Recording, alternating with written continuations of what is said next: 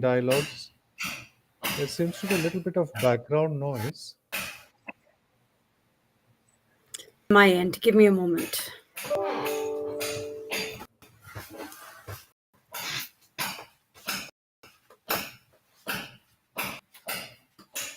As Ruchi is getting this organized for people who are joining us today, this is an ongoing series, discussion on well-being of HR professionals that we do with MTHR. And the objective of this initiative is to shine a light on the well-being practices and the challenges of HR professionals.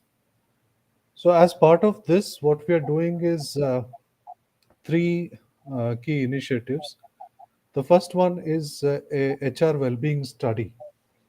When we looked at the impact of the pandemic on HR professionals, we realized that there is not enough data to show what are the challenges HR professionals are facing and what could be the opportunities to intervene. So this will be one of its kind study, which we'll be undertaking with the MTHR and IMT Hyderabad. The second part is what we are doing now, which is HR Wellbeing Dialogue, where we invite senior professionals from various companies to share their views. And in a bit, I will introduce the guest for today, our guest for today, Ruchi. And finally, what we do is a roundtable across multiple cities. We have done HR well-being roundtables in Hyderabad, Pune, and recently we did one in Bangalore as well. And the next one is coming up in Mumbai. So through these roundtables, we also try to bring thought leaders together and sort of deliberate on this topic. So today it is my great pleasure to welcome Ruchi Dubey, who will introduce herself. But very interestingly, Ruchi has a unique combination of being a psychologist and a human resource professional at the same time. So very well qualified to address the challenges that are facing the fraternity and also organizations. So, welcome, Ruchi. Well, maybe we can start with a quick introduction about yourself and also your journey as an HR professional across your career. So thank you so much, Doctor. And it's a pleasure to be here.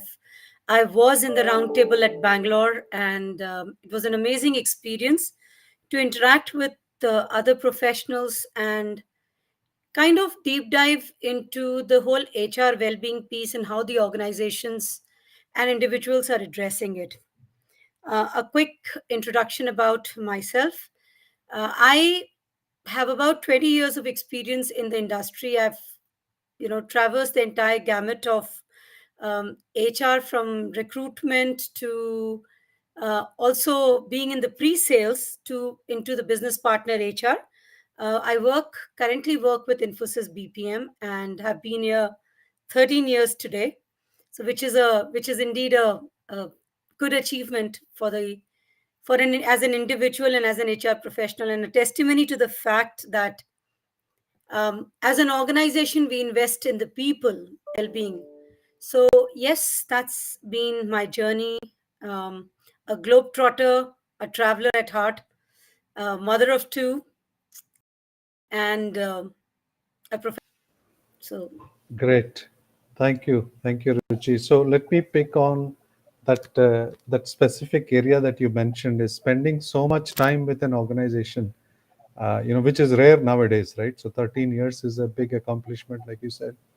And having seen the sector itself, the human resource function itself evolve over the last many years, in that context, how have you seen well-being also evolve? And maybe also touch upon the last 2 3 years, which has been, very unique for all of us.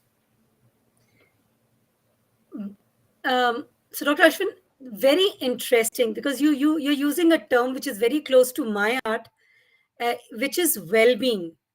Till I would say about 3 years ago, we were talking wellness. And from wellness, we've evolved into well-being. The time when I started my career 20 years ago, you had these bigger brands who were talking about a gym membership. It used to be like a golden ticket to health, right? A gym membership and all.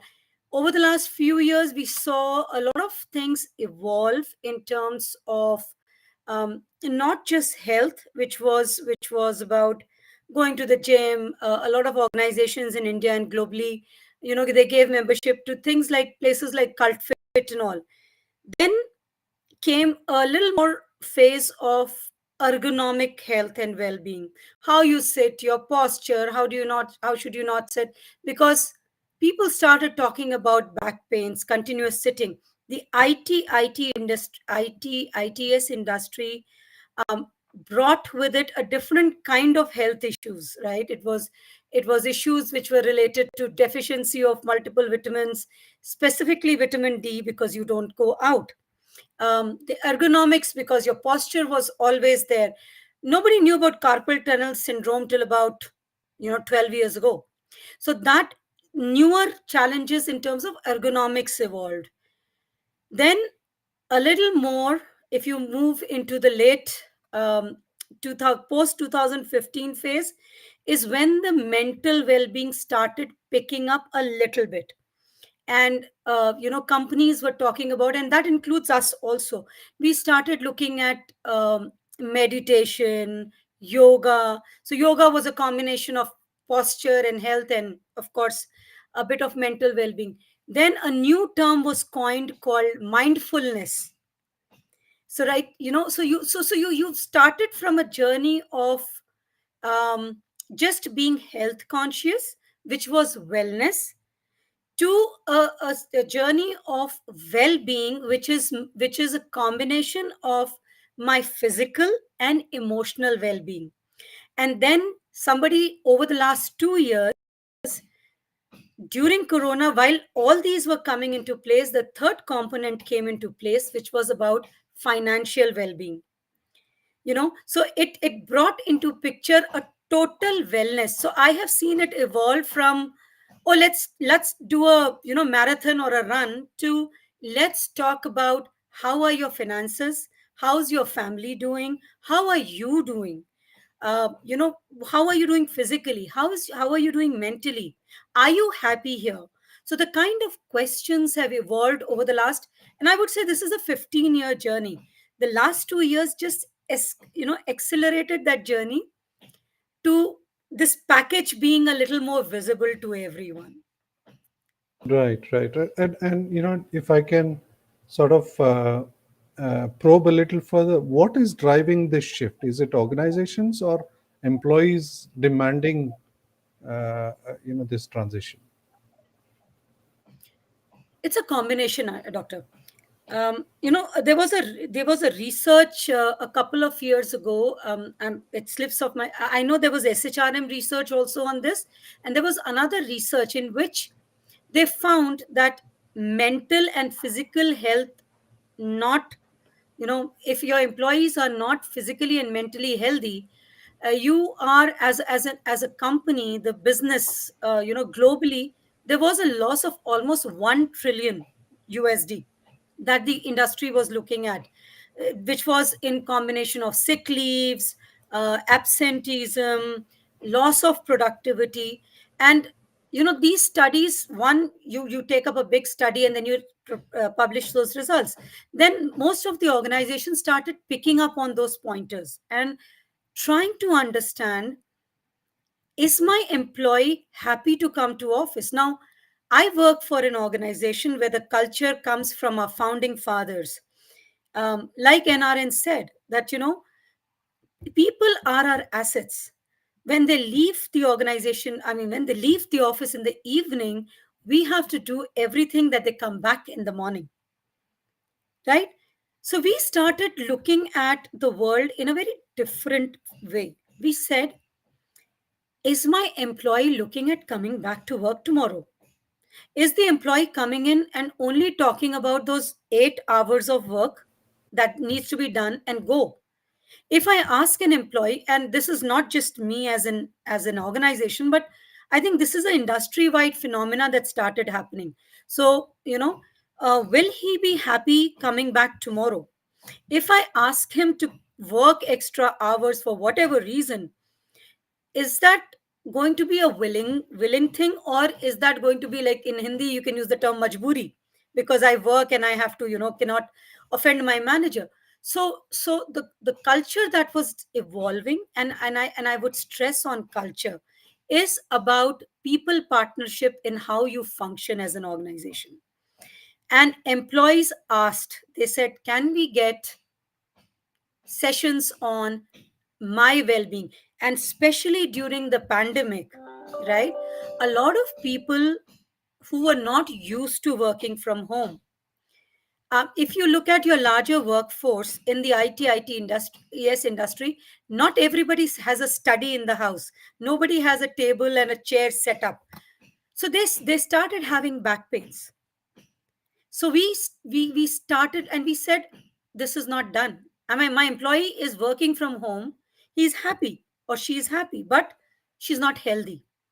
So that is what triggered the acceleration of the whole piece of wellness, well-being. Great, great. Now we'll come back to this. I like the way you have structured it. Well-being is one component, but then you also touched upon engagement and ultimately culture, right? I mean, I think Yeah, it has become important for our workplaces now. The real differentiator today is turning out to be culture, right? To attract talent culture. and retain. So how does this fit into it? But a couple of things that you mentioned during the pandemic, how the transition to work from home happened, and during that period, did your organization have to change your view of well-being significantly, or you were already involved in offering support or working with your employees? Um, so, as I always say, and it shows the pride of working for an organization like Infosys.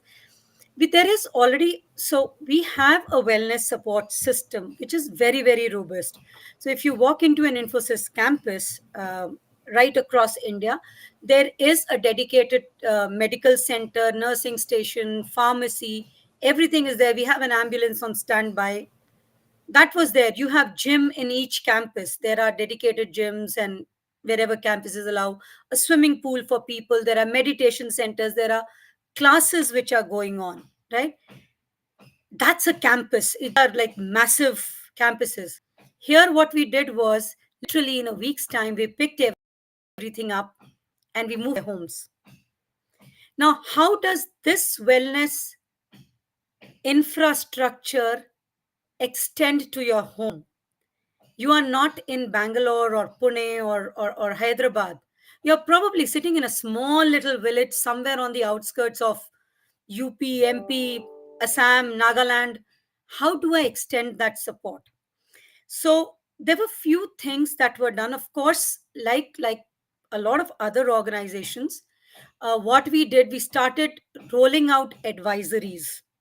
And this was predominantly on COVID, advisories on how to take care of your health. um, Second was, and we started an HR, obviously, while it was a lot of it was led by the business, because business controls the finances, but the execution and the ideation, a lot of it was coming from HR. So you have, I am business partner HR, and business partner HRs are the ones who run the show on the ground, along with our employee relations team. So employee relations team worked very closely to get to the hospitals across India. You could actually reach out and touch a hospital, and that's provided you services because you were an Infosys employee. So cashless schemes extended, a COVID coverage, special insurance brought in, because on an average, every employee takes the most basic non-paid insurance plan. So we introduced something called COVID coverage, which was an add-on for the. But for employees, the team was always there. You could reach out, and the team would help get a hospitalization for the family. Um, we ran. some of our campuses, because of the fact that there were clients, there was business, that we could not let people work from home for whatever reasons. Our campuses, within the campuses, we have guest houses.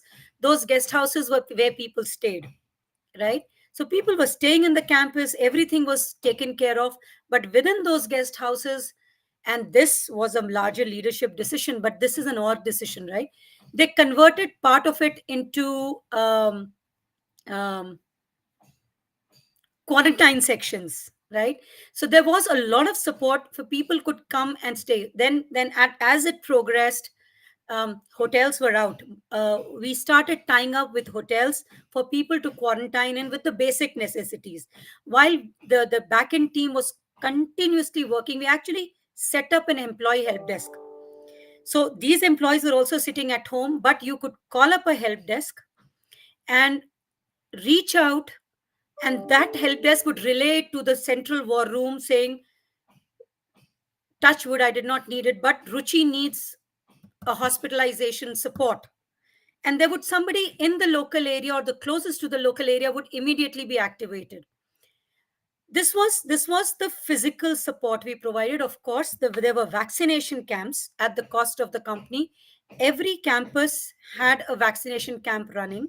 One, two. What the organization did, and this was at a larger level, we got employees to vote and tell us where they are.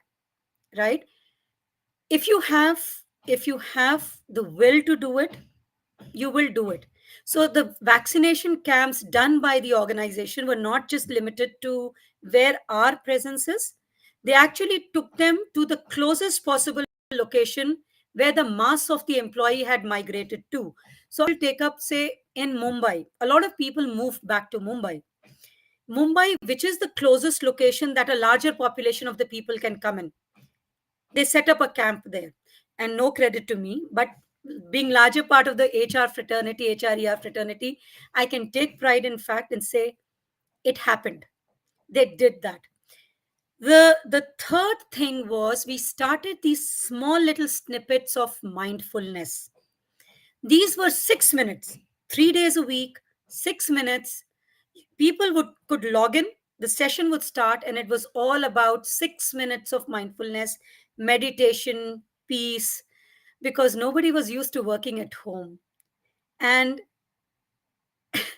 it was difficult for people to manage home and work, and the noise that comes with it. So those mindfulness minutes helped people. Of course, we worked on the ergonomic sessions. We provided support for people to procure some things, to set up home offices. The laptops were shipped to people. All those things were done.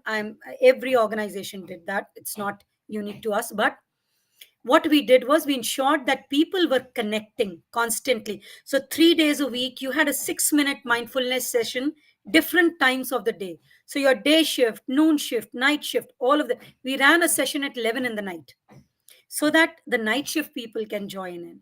So that was the difference we brought into people's lives, saying, we are there. You tell us what hour of the day you want to talk to us, we are available. And the fourth big thing that happened, and the change that happened, while we already have a set of mental well-being counselors across the locations and across the globe, we have mental well-being counselors affiliated to Infosys that you can call up at any point of time, feeling depressed, suicidal, just frustrated, had a fight at home. You can actually reach out to a counselor.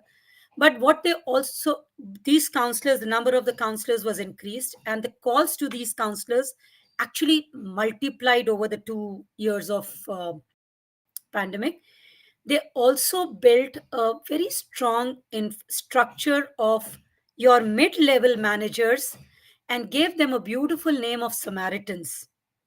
These were people like you and me who were trained to listen, to actively listen to the person calling in. And our numbers were published. So instead of going to a counselor, I believe I don't have a mental health issue, but I just want to talk to someone. You can actually reach out to a Samaritan and speak. And for the next level of leaders, now for people like me, who do I speak to? So your next level of leaders or the senior leaders became your go to people. So, so Samaritans for each level of people was a layer created for first level of answering. And we realized that if you have someone to listen to during the toughest of times, so many suicides can be stopped. Right, right. No, I think this So, is so so. Yeah, sorry, go ahead. no. I said, so I'll now take a breath because I think I did give a holistic picture of everything that happened especially during the pandemic. Yes, yes. No, I think I was just imagining as you were speaking about all these initiatives, I was just imagining the scale at which it would have been done, right? I don't know how many employees do you have? 3.5 lakhs. Exactly. So it's not a 30 people, 50 people, 100 people, even 100,000 people, 300, 350,000 people across the globe, right? Yeah. And you have to offer this to everybody, uniformly. So Yes. I can imagine the complexity, which brings me back to the sort of the core theme that we try to address during this conversation is what was going on with the HR team during this time, right? I'm sure they were all working 24/7, but do you recall any conversation around, how do we take care of well-being of these people who are sort of managing this massive transformation from the back end? I would say I was one of those who actually those conversations because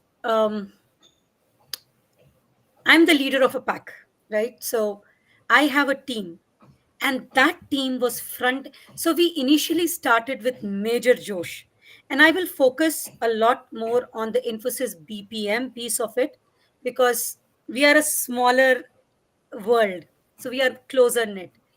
And we started these conversations, and the journey started with Major Josh. Yeah, I remember, everybody is going to be in a yellow t-shirt saying we are in this together. We had town halls, we had leaders talking about, how to be strong and how to get through this.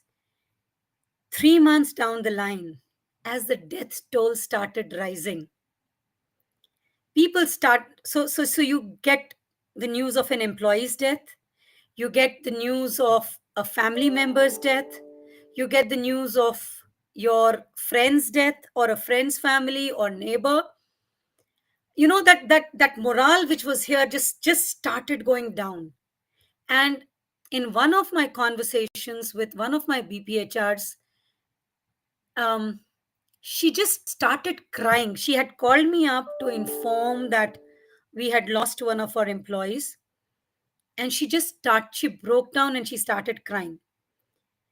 And she said, "You know what, Ruchi, I have lost a friend has lost her father, and I have known him since I was a young kid." And then couple of and we spoke, and she cried and she let her heart out. Couple of days down the line, I lost a very close family friend, someone I had grown up with. And that day, I realized that I needed someone to speak with. Who's taking care of us?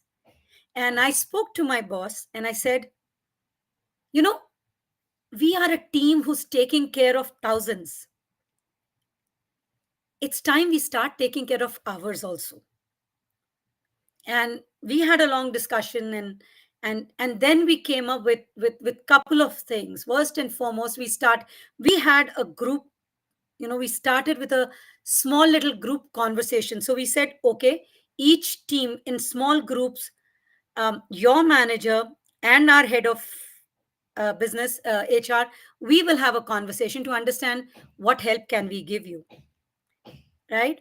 Somebody said, I just want a day off, but I don't want, I don't want it as a leave. Somebody said, I just want to unwind. We actually recommended some of our bphrs to go talk to the Samaritans and to the counselors. um, we collectively started to pick up hobbies, and we said, okay, whatever hobby you pick up, that's going to, that 1 hour of your working day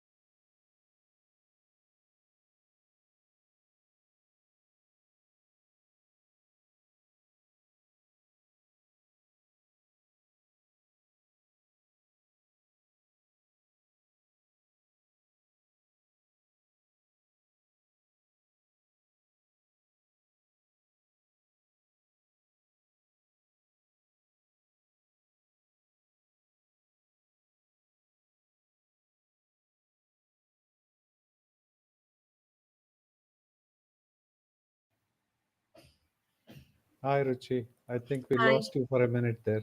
No problem. Yes. Sorry, I have renovation going on in the house, and I think the router got disconnected. My apologies. No problem. So you're talking about small group discussions within the team on how to take care of yourself within the teams. Yes. Yes, yes. So we said, let's pick up a hobby that we've not pursued. Um, that we've not pursued. We've aspired for but not pursued. Can we start working on them?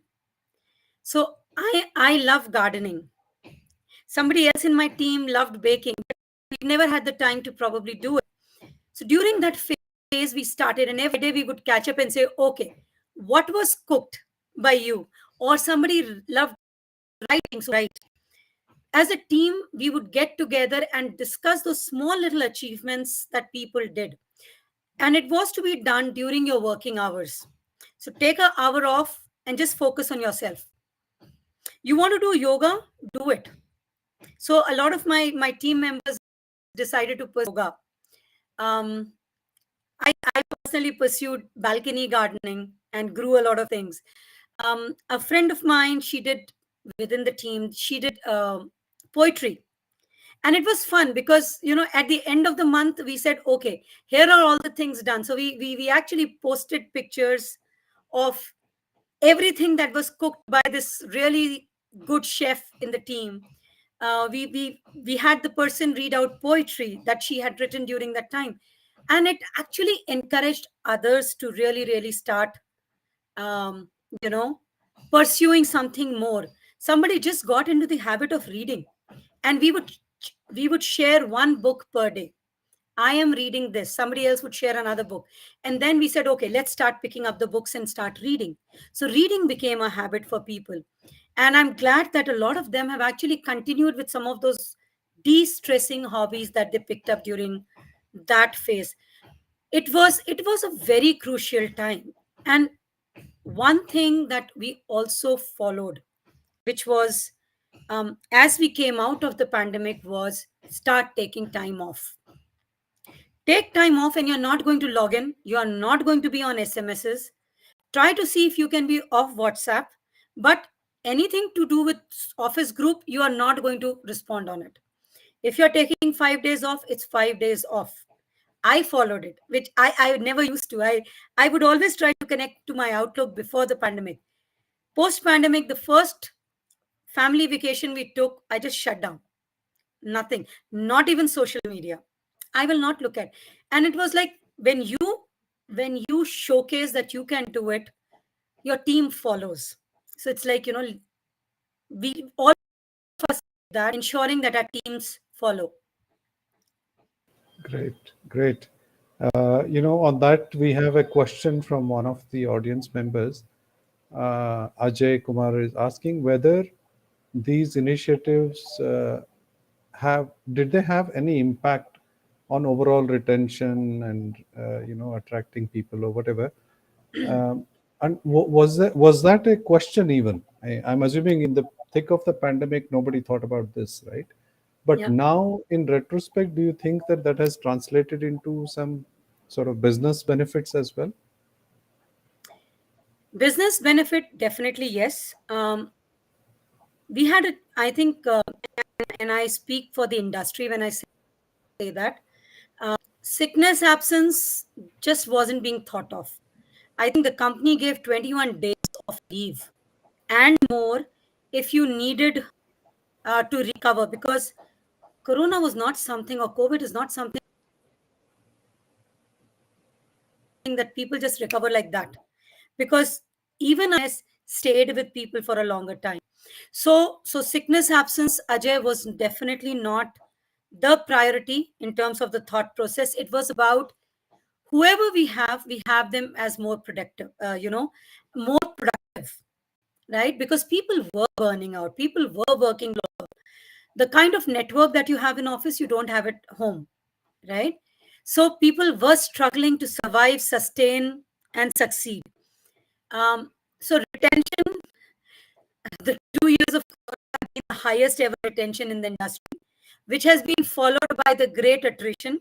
And I think everybody in the ITS industry can raise their hand and say the last 1 year has been a nightmare for us in terms of attrition, because I think globally it was called the great attrition, resignation, because a lot of people went off the workforce to take care of family, connect with the family. There were personal reasons that people decided to go. Recruitment, definitely yes. It helped because the companies that did well during the pandemic have been an attractive, because they provided better benefits, they provided care. People got to know that, as an organization, Infosys is not just vaccinating me as an employee, but my first family also, and then extended to my parents also. So, when you get to hear something like that, it's a company that cares. I know all companies, a lot of companies did that, but I'm just making a statement that when some of those benefits came across, that, Infosys was able to, or so and so was able to get beds during the peak of Corona for the employees, it helps. It helps reflect the culture about employee care. And employee care goes beyond your physical job and present. It is about how do I perceive you as an employee. Are you a human resource, or are you my human? So, that makes a difference.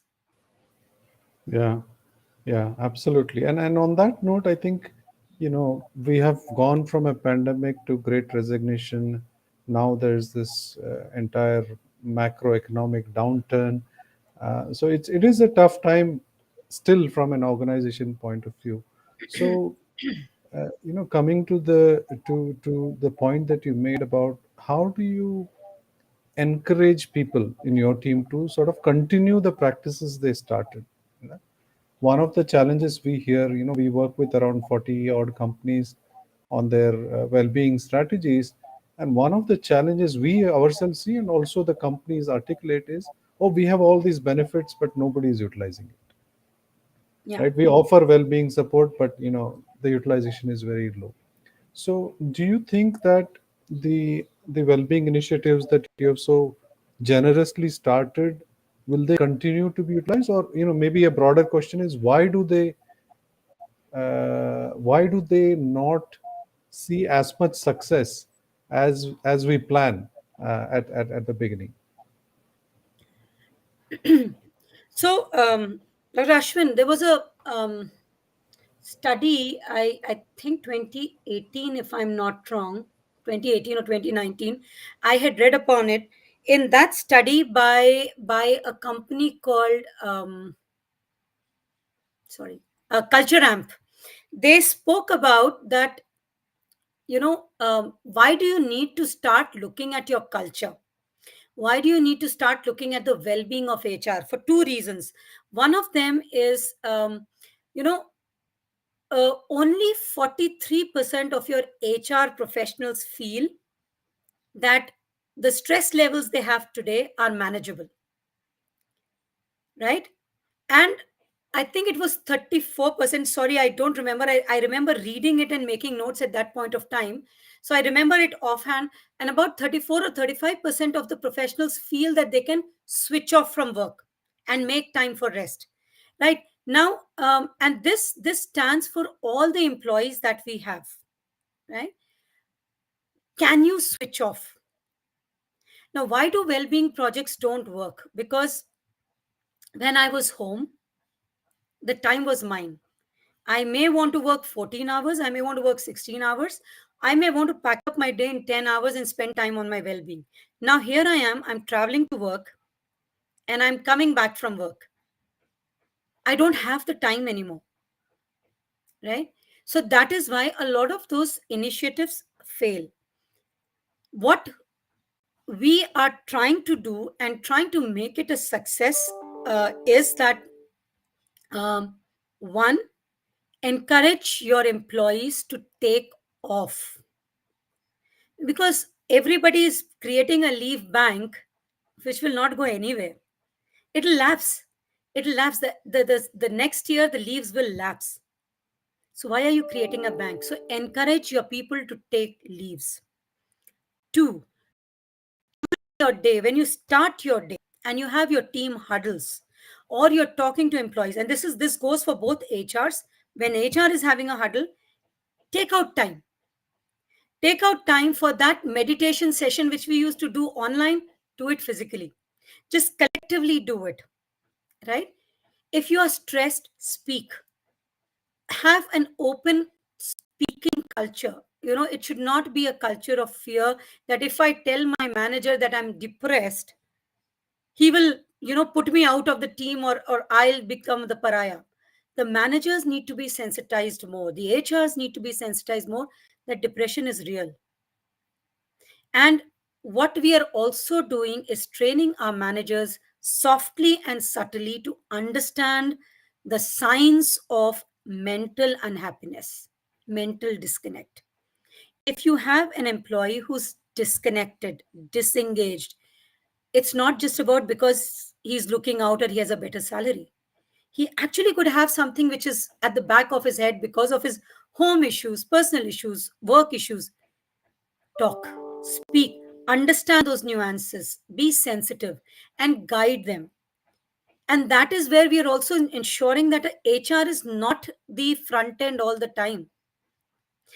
For an employee, my manager should be my first person to speak to. Then there are things that HR is more geared to or more trained for. So, let you be present as the first layer, then let it come to me. So one, my stressor goes off because I have a layer between me and the last mile. Two, I'm ensuring that the manager understands there's somebody in his team who's going through XYZ. Right. Otherwise it'll come through a grievance. Yes. Yes. So Absolutely. yes. Yes.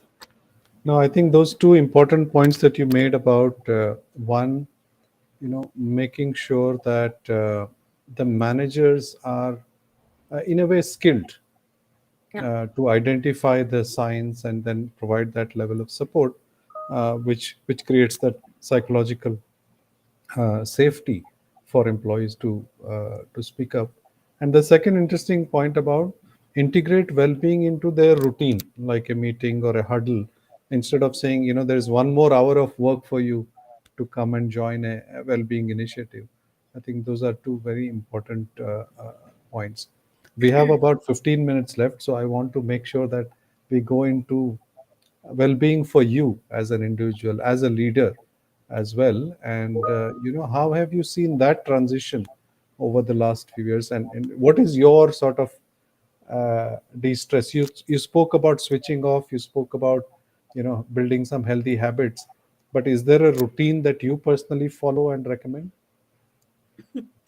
So I hope Rajesh is on this call. He's been very influential in terms of um, me trying to change the group that he runs. And one, of course, the lazy habit of waking up late on Saturdays kind of changed because there was this amazing show on sessions on Chanakya that he used to lead. And I would be up and sitting there at 7 in the morning. Combined to that, I, of course, I struggle, and I'll be open, I struggle from hypothyroid, which I think 80% of the women suffer from. So weight always been my challenge. I gain and I lose and I gain and I lose and I gain, and it's been a swing. But I did start a more routine of yoga for myself, a meditation for myself. Um, it was 2 years of being tied down at home, but the yoga helped because it would calm me down at the start of the day to deal with not two but the three kids at home, as well as the work. And what I also did is I picked up three healthy habits for myself. One was at 9:30 or 10 in the night, which before pandemic, actually I used to be logged in till 1 and 2 in the night. I would come back from work, and the laptop would still be logged on.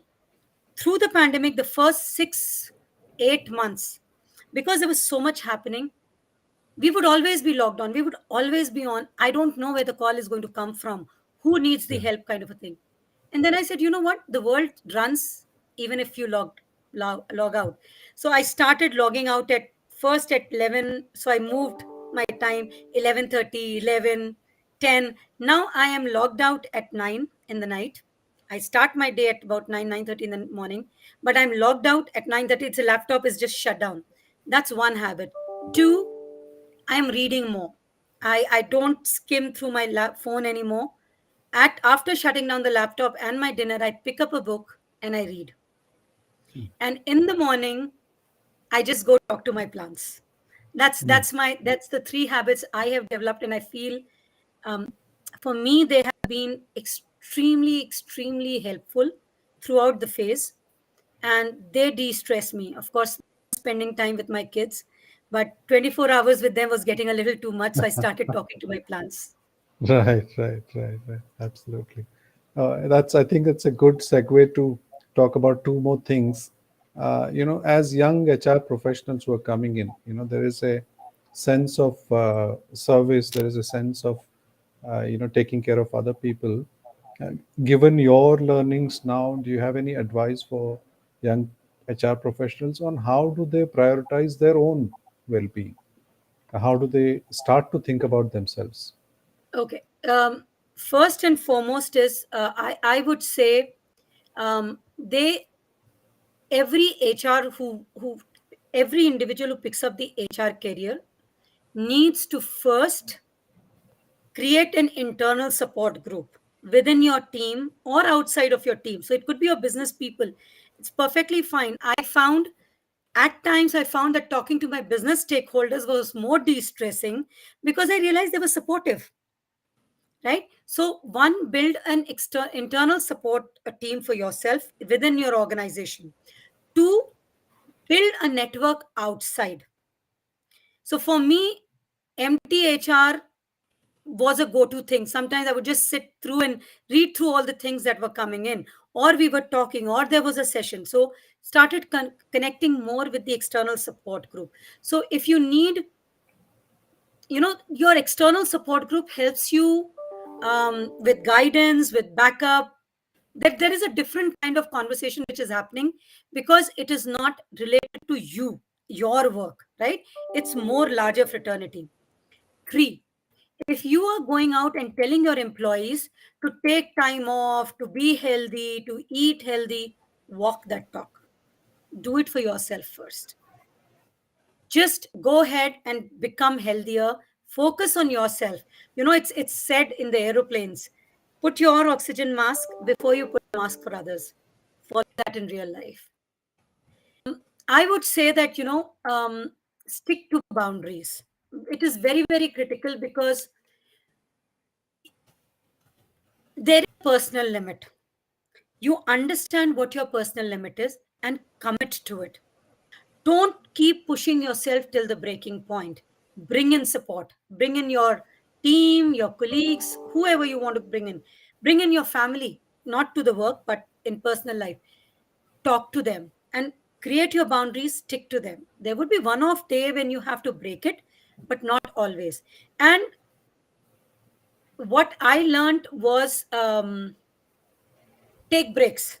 You know, you take breaks. There are holidays. There is a reason the company gives you leaves.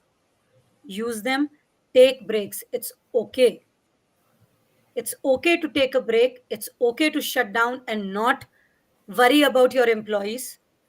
Just take that break when you need to. So Great. these would be my things. Don't be guilty about taking off. You need it, Sure. take it. Sure.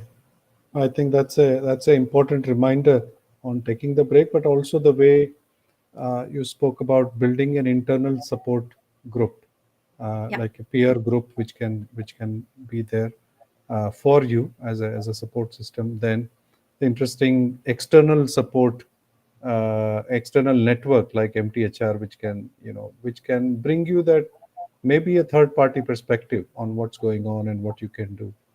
Yeah. And finally, on sticking to boundaries, setting your own boundaries and sticking to them. This is great advice for young professionals who are thinking about building their career in HR.